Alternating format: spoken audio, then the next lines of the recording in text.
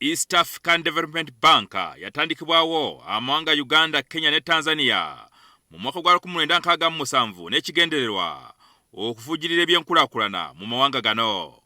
Banka eno ng'ekitebe kyayo kiri wano mu Kampala mu Uganda y'emu ku bitongole ebyali eby'omukago ogwasasika mu 1977. Mu kiseera kino amawanga okuli Uganda, Kenya, Tanzania ne Rwanda ge galina emigabo egya ssekinnoomu mu banka eno so singa omukago ogwa East Africa. The summit directive implies that the East African Development Bank is not within the purview of the East African community in the strict sense.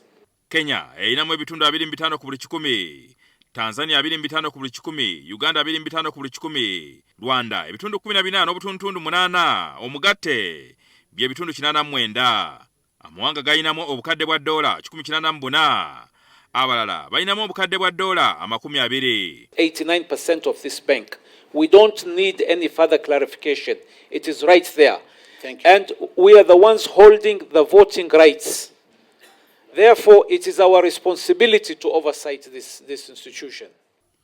Okusinziira ku tteeka eryazzaawo omukago gwa East Africa liraga nti banka eno etwalibwa ng'ekitongole ky'omukago era ababaka ba Palamenti baagala omukago bwe guba gugivunaanyizibwako. Article 9 defines the East African Development Bank as one of the surviving institutions of the community and therefore is a de facto institution of this community.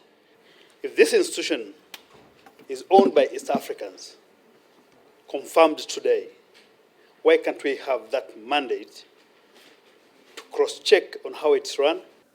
Because you cannot say this is a treaty of the community signed by the heads of state after having been perused by attorney generals of relevant partner states, and it reads that way, and then now you say this is not an institution of the community.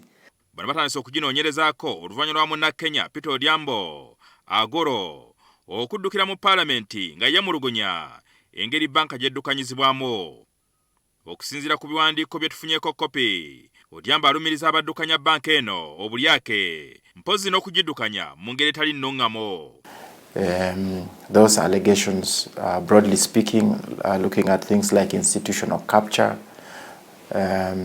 by some managers of the bank.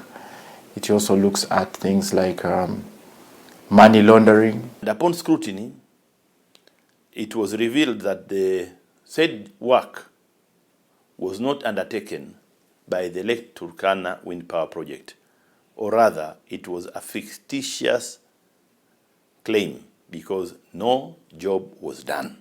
Abakera bakitegedde nti kati emyaka gisobye mu 10 ng'amawanga galinamu emigabo tegafuna magoba. Obuvunaanyizibwa bw'okunoonyereza ku banka eno Palamenti y'omukago gwa East Africa babukwasiza akakiiko k'ebyamateeka. Received the petition and referred it to the Committee on Legal Rules and Privileges, which is supposed to probe the matter and to give fair hearing to all sides.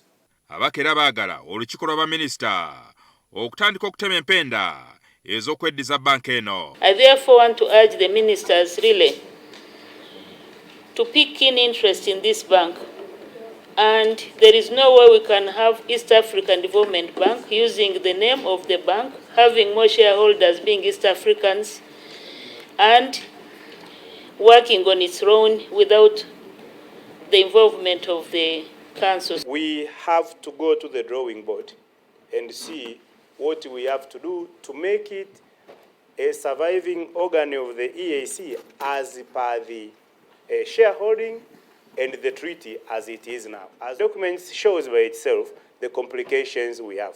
No one is disputing that Article 9 makes it the surviving organ. Jjingo Francis, NTV, ku ssaawa emu.